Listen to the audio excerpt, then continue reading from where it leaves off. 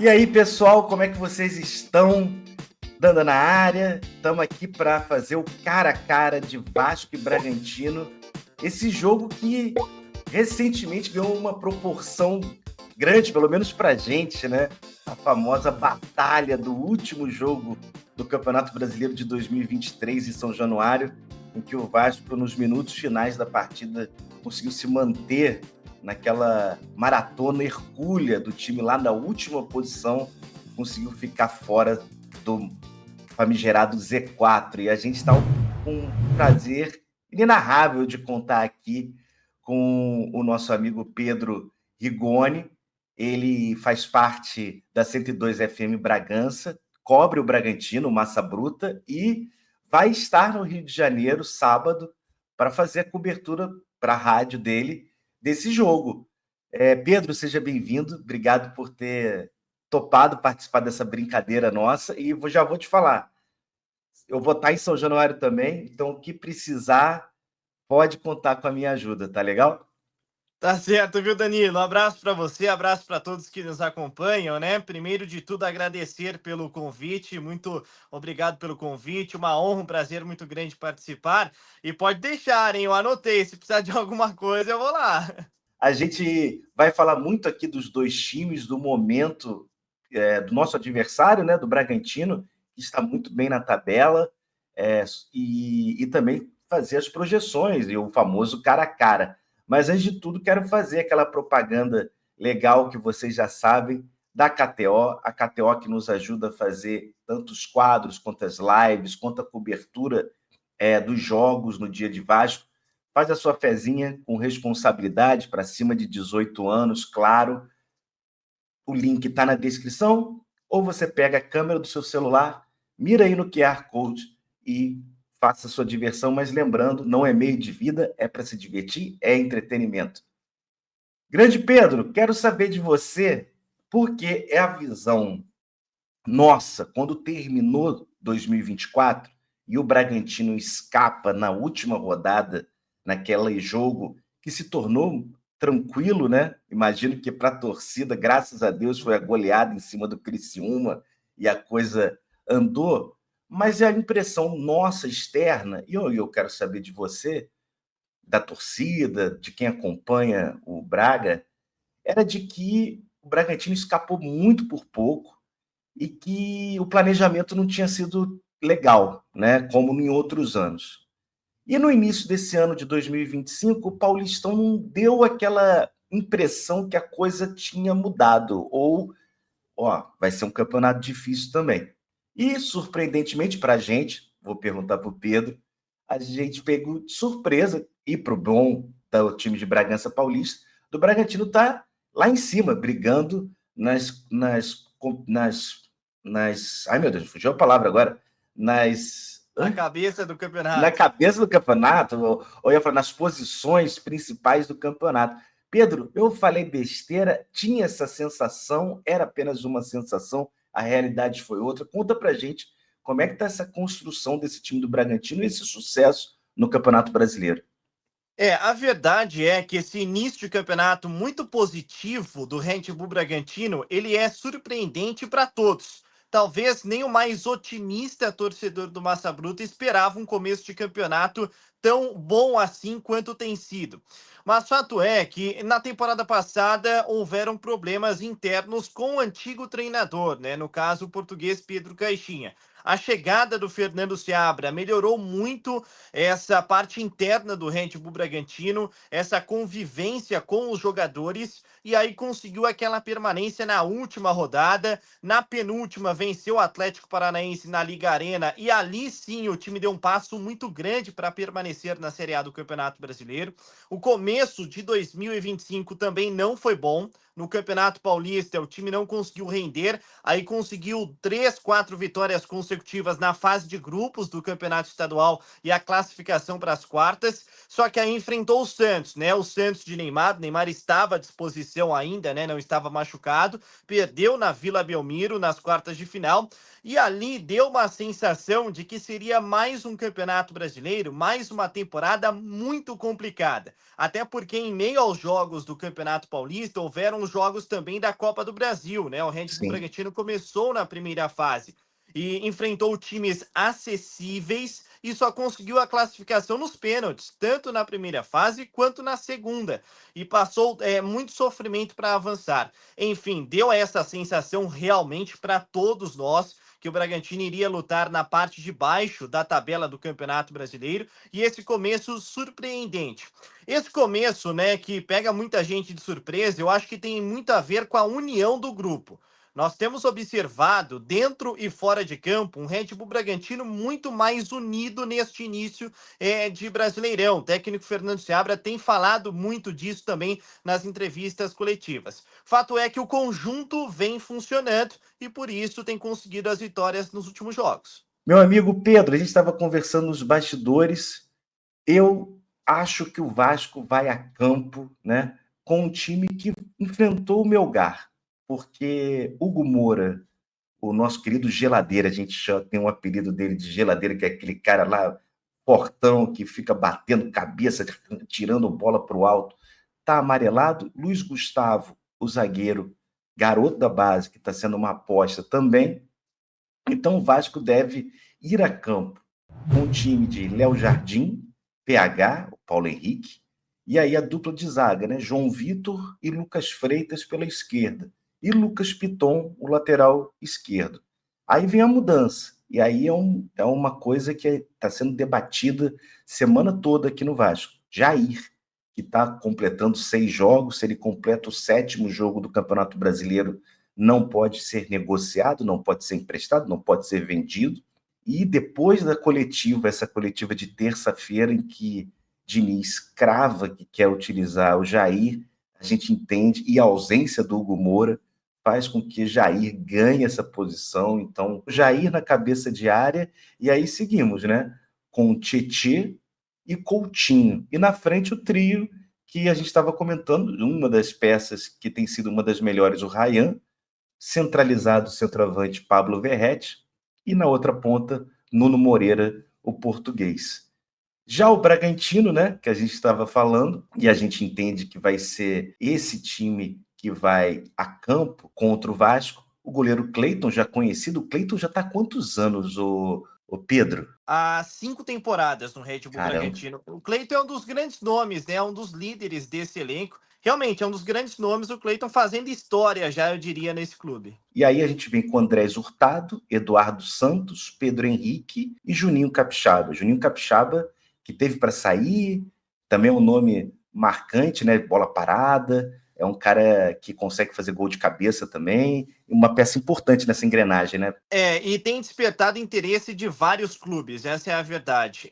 Pelo menos interesse. No meio-campo, Gabriel, Eric Ramírez e John John, né? John John, que fez um golaço recentemente. E na frente, a gente tem o trio de ataque, La Quintana, Vinicinho e Eduardo Sacha. Eu vou te falar, Pedro, que o Eduardo Sacha eu queria aqui em São Januário. Eu acho que é um cara que tem um histórico já bom de brasileiro, e eu acho que ele dá esse peso, mesmo que não seja um jogador brilhante, etc., mas acho que ele dá esse peso a esse ataque do Bragantino, né? Que normalmente, com a vinda do Red Bull, é formado de jovens. Foi uma exceção, né? Vamos dizer assim, a contratação do Eduardo Sacha, ele já era experiente quando foi contratado. Mas se eu falei do Cleiton como líder, e aí eu coloco o Cleiton como líder geral, tanto questão de vestiário quanto questão de conversa, o Sacha é o líder técnico desse Red Bull Bragantino já há muitas temporadas. É isso. Agora a gente vai fazer o famoso cara a cara. E aí vai dar o que falar. Já estou preparado aqui para defender os meus e o Pedro os dele. Léo Jardim e Cleiton. Estamos falando aí de um goleiro de 5 anos de Bragantino, capitão, e o Léo Jardim, que talvez esteja vivendo para a gente, ô Pedro, o seu melhor momento, né? Sendo de novo especulado na seleção brasileira. Quando saiu a escalação para a seleção brasileira do Ancelotti, aí, a primeira, o pessoal até falou que ele poderia pegar essa terceira vaga, né? O que você acha? Você acha que o Cleiton, com a experiência, bate o Léo Jardim, ou o Léo Jardim está no melhor momento? Olha, e é uma decisão bem complicada, né? Começamos numa pedrada. Para começar bem. E é um nível alto, né? Nível muito Sim. alto. São dois bons goleiros. Eu acho que o Léo Jardim ainda está à frente do Cleiton. O Cleiton tem essa questão da experiência, já há muitos anos no futebol brasileiro e vem se consolidando nas últimas temporadas. Foi alvo de críticas, né? Principalmente 2022, 2023, foi alvo de algumas críticas. Mas eu acho que o Léo Jardim é melhor. Eu concordo que ele precisa, no mínimo, ser especulado na seleção brasileira. Agora o lateral direito, né? A gente tem o PH, que é esse motor do Vasco. É uma parada assim que outros torcedores às vezes ficam, o PH que jogou no Atlético Mineiro, é esse cara que vocês estão falando, mas eu vou te falar, o mapa da mina do Vasco, especialmente no ataque, passa muito pelo PH e essa tabelinha, esse estilo de jogo junto com o Ryan, que também está muito veloz. É PH versus Andrés Hurtado. Me conta um pouco do Hurtado aí, como é que é? Mais defensivo? Mais para frente? Ele vem mudando um pouquinho mais a característica de jogo, tá? Ele chegou no Red Bull Bragantino como um lateral muito ofensivo mesmo. E nesse ano, eu diria que ele faz a melhor temporada, tá? Com a camisa do clube. Ele mudou bastante e nesse ano ele mudou um pouquinho a característica de jogo. Tanto é que ele não sobe muito. Ele não pelo menos nessa temporada, não está muito de apoiar, de fazer as ultrapassagens, nada disso. É um lateral que tem marcado mais e melhor. O Paulo Henrique, eu vejo um jogador de característica diferente, né, dessa que eu citei. O Paulo Henrique eu vejo como um lateral muito ofensivo e que contribui muito para a criação de jogadas do Vasco da Gama. Só que pelo momento e pela temporada de 2025, aí eu fico com o Andrés, principalmente porque é mais sólido na hora da marcação. Ponto para o Hurtado, eu sei que vão ter vascaínos aqui revoltados comigo, porque o PH faz uma diferença. Eu sei, calma, vascaínos. Vamos lá, Eduardo Santos ou João Vitor? Os zagueiros. E eu tinha uma expectativa muito grande na chegada do João Vitor, né? Principalmente porque Sim, ele fez o que ele fez com a camisa do Corinthians. É verdade que não foi bem no futebol europeu, mas aqui na primeira passagem dele aqui no futebol brasileiro, ele demonstrou ser um bom jogador. E o Eduardo tem sido reserva, né? O Eduardo é o substituto natural do Guzmán. Eu acho o João Vitor um pouquinho mais sólido, apesar de ainda não ter demonstrado, né, com a camisa do Vasco aquele futebol que nós esperávamos. Eu vou de João Vitor nessa. ele tem melhorado bastante.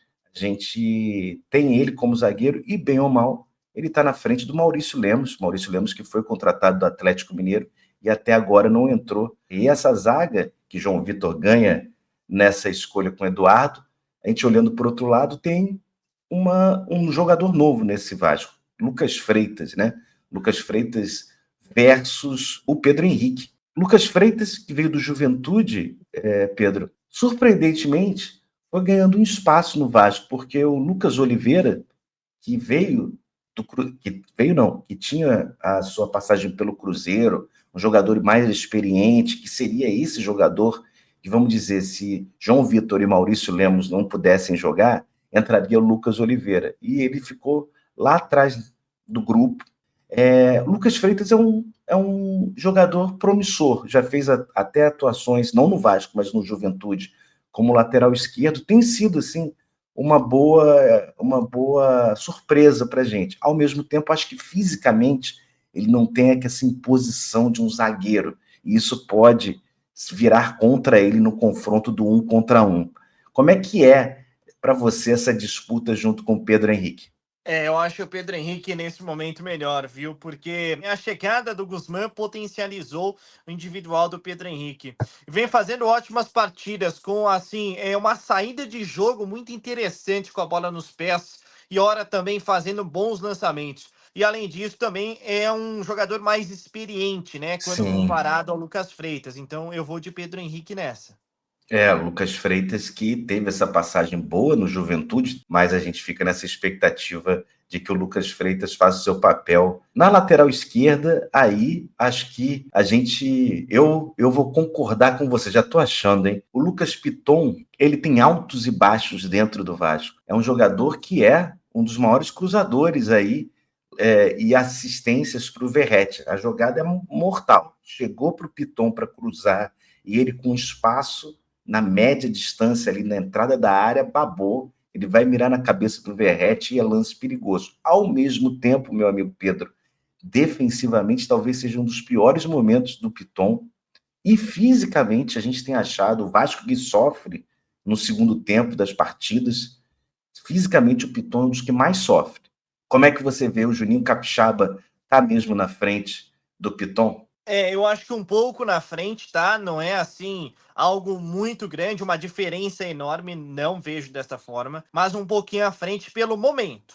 O Capixaba não fez uma boa temporada de 2024, mas o ano dele de 2025 é muito interessante. Não à toa, né, nós falamos antes, que vem despertando interesse de vários clubes, não só do futebol brasileiro, e tem chance de sair nessa janela de transferências do meio do ano. Continuando aqui a nossa passagem, vamos para o meio-campo, né? Meio-campo que o Vasco vai ter Jair contra Gabriel. Esse Gabriel, ele era aquele Do do Inter. Inter, perfeito. É ele E mesmo, aí, como né? é que Ele ele estava anda? no Atlético Paranaense. O Gabriel é Isso, um jogador conhecido no futebol brasileiro, isso. né? Começou no Botafogo, jogou no Palmeiras, depois foi pro Corinthians, enfim. E ele chegou, mudou a cara também desse meio de campo, tá? Contratado nesse ano, contratado nessa temporada.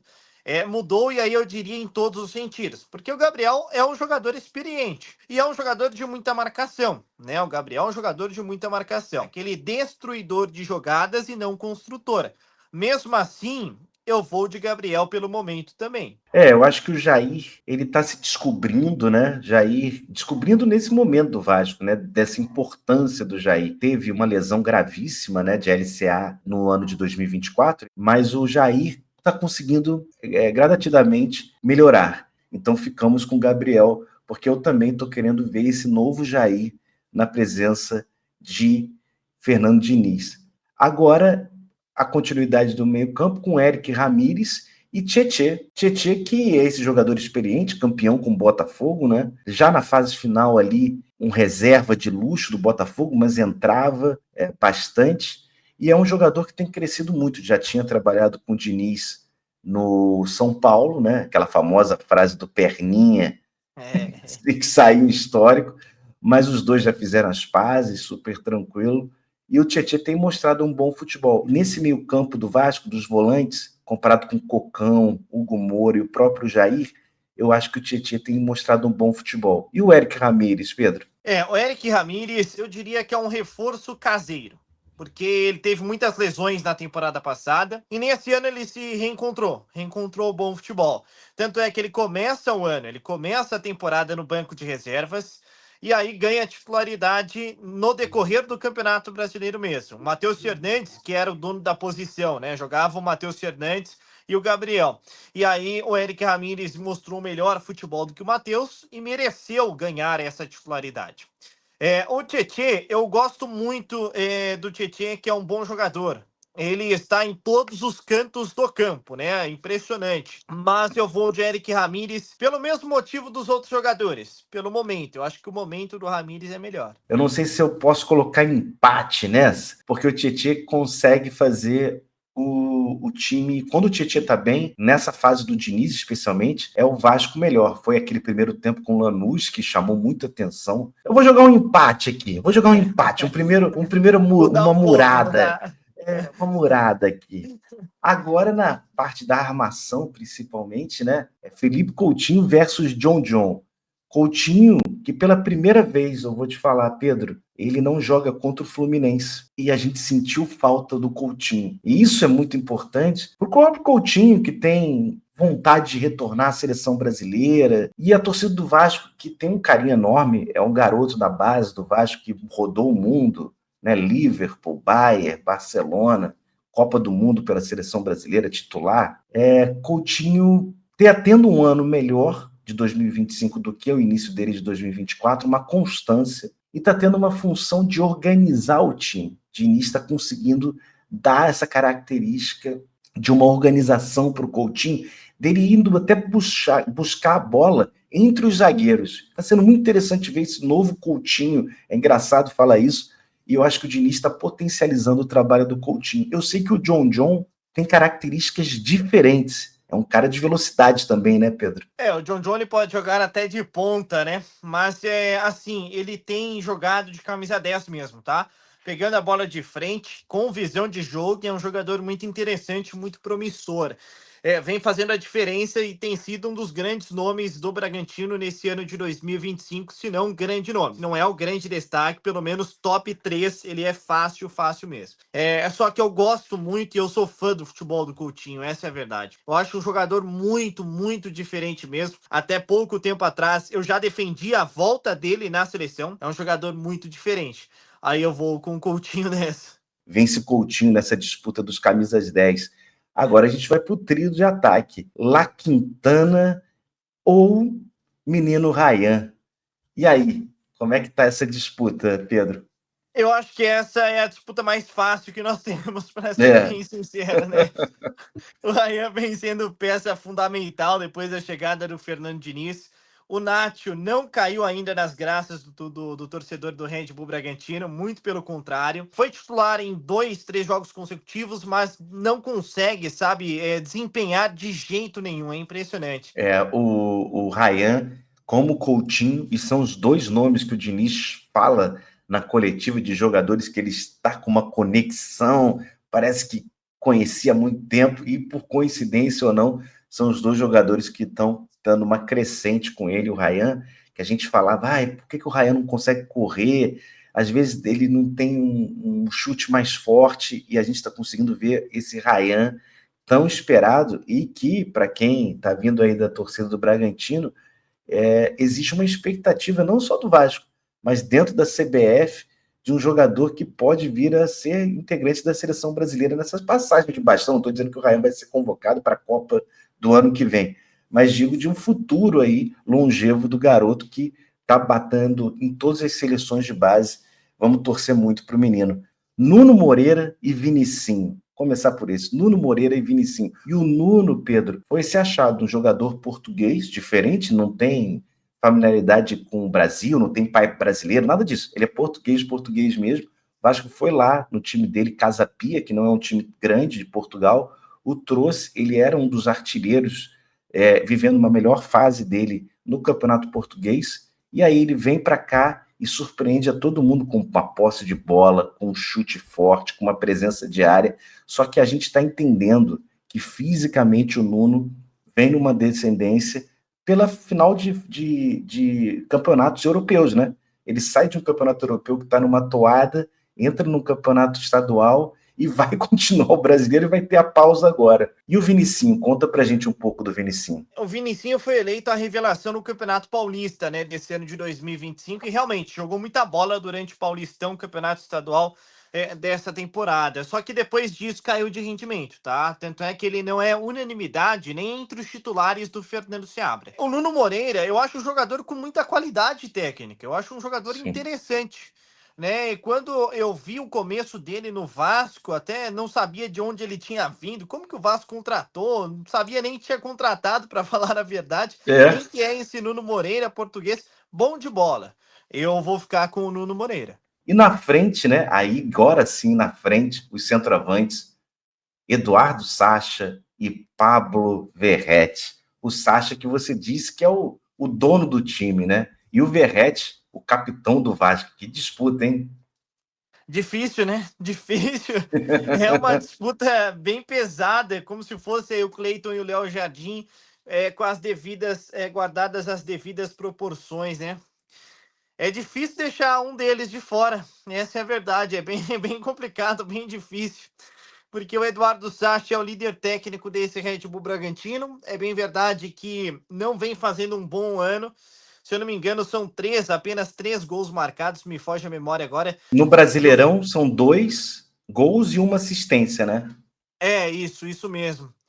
Mas se eu não me engano, ele marcou só um também nas outras competições, tá? Mas Sim. enfim, o Verrete é impressionante, né? O Verrete é impressionante. Eu acho que é disparado assim o melhor cabeceador do futebol brasileiro. Não tem pra Sim. ninguém. Bola aérea é com ele mesmo e não tem comparação com nenhum outro jogador do futebol nacional. Eu vou pelo momento também, acaba facilitando um pouquinho mais o momento dos dois, porque o Verrete é o artilheiro do Vasco na temporada, e o Sacha é um pouquinho mais abaixo esse ano, apesar de ser o melhor jogador tecnicamente. O Sim. Verratti, para mim, assim, é uma prateleira acima, sabe? É um jogador de outro patamar. Eu vou com o Pirata nessa aí, viu? É muito louco, né? Que é um jogador que fica parecendo algo de um futebol dos anos 90, talvez, né? Aquela coisa meio. Um bom cabeceador, Oséias, Jardel, eu digo de jogadores que fizeram história em cada clube, Palmeiras, o Grêmio, o próprio Jardel que saiu do Vasco, né? Nas categorias de base. Mas o Verratti é esse cara constante de fazer gols desde que começou no Vasco. Não tem fase ruim do Verratti. Ele foi um dos responsáveis pela manutenção do Vasco em 2023. Ele entra já no primeiro jogo dele e faz um gol importante, a vitória contra o Grêmio em São Januário, sem torcida. E agora ele continua nessa toada, né? E mais velho, estamos falando de um jogador 2 anos mais velho, mas continua nessa impressão, disputando a artilharia do Campeonato Brasileiro. Então, pegando aqui, deixa eu fazer, eu que sou de humanas, sempre difícil fazer essa parte da matemática. Cleiton com Léo Jardim deu Léo Jardim, Hurtado com PH deu Hurtado, Eduardo Santos com João Vitor deu João Vitor, o Pedro Henrique com o Lucas Freitas deu o Pedro Henrique, e o Juninho Capixaba com o Piton deu o Juninho Capixaba. Entre Gabriel e Jair... Gabriel e Jair, acho que nós colocamos foi o Gabriel. Agora, Ramires e Tietê, agora eu tô na dúvida, acho que foi o Ramires, não? Ou foi o Tietê? Não, eu dei empate, acho que foi empate que eu falei, hein? Acho que foi empate. Foi empate, acho que foi Foi nessa de empate, Bora, Vasco. Deu empate. E no John e Coutinho, nós dois concordamos com Coutinho. O La Quintana com o Ryan foi disparado o Ryan, o Vinicinho e o Nuno deu Nuno, e o Sacha e o Verratti deu Verratti. A impressão que dá, fazendo essa somatória, é que a gente tem um Bragantino mais forte defensivamente, por mais que o Cleiton tenha ficado um pouquinho abaixo do Léo Jardim, e ofensivamente o Vasco estaria num momento melhor. Seria isso, né? E reflete muito bem, tá? Reflete muito bem, porque apesar de o Bragantino viver um ótimo momento no Campeonato Brasileiro, os jogadores de frente, e aí eu digo os 3 atacantes, não vivem uma ótima fase. Mas o que vale é a bola rolando sábado às 9h da noite, jogo tarde, para que tão tarde? Meu Deus do céu! Mas a gente vai estar lá em São Januário. Tem a volta ainda, né? Tem a volta. Eu e Pedro estaremos em São Januário. Vai ter aquela pausa do Brasileirão, né? Porque vai ter os jogos das eliminatórias da Copa do Mundo e o Brasileirão volta para uma última rodada aí para a pausa do Mundial. Pedro, muito obrigado por ter participado aqui do quadro Cara a Cara. Como eu disse, fico à sua disposição, que precisar, qualquer coisa, peça, que eu vou estar lá em São Januário no sábado. E deixa aqui para a galera que quer te procurar nas redes sociais, na própria página da rádio 102 FM de Bragança, como é que te acham aí nas redes sociais para a galera ali saber um pouquinho mais do seu trabalho e também da cobertura do Massa Bruto Bragantino. Tá certo, Danilo. Novamente agradecendo o carinho aí, agradecendo pela oportunidade, pelo convite. Muito obrigado. Foi um prazer, viu? Olha só, @Pedro_Rigoni no Instagram e também o Instagram da 102FM, @102FM Braganca. Vão lá, tem bastante conteúdo legal. Aí nós fizemos conteúdo com o Neymar agora nesse amistoso de RB Leipzig e Santos, acompanhando também essa turnê do time alemão, conteúdo do Red Bull Bragantino. Mas muito obrigado, viu? Gostei bastante aí, espero que consiga em outras oportunidades marcar presença e conversar novamente com o amigo. E se eu conseguir, estarei em Bragança Paulista, no jogo do retorno, e aí a gente conhece aquele famoso sanduíche. Eu já comi o pão com linguiça, mas aí eu vou saber do local, aonde pegar o melhor sanduíche aí de Bragança. Meu amigo, grande abraço e te espero aqui sábado, que vença o melhor, mas que o Vasco consiga escapar dessa zona perigosa do rebaixamento. O Bragantino vai ter tempo pra caramba para subir nesse campeonato. Vamos com calma. Obrigado, querido. Por vocês não precisa ser nesse jogo, né? Não, deixa eu pôr. Abraço. Tchau, tchau.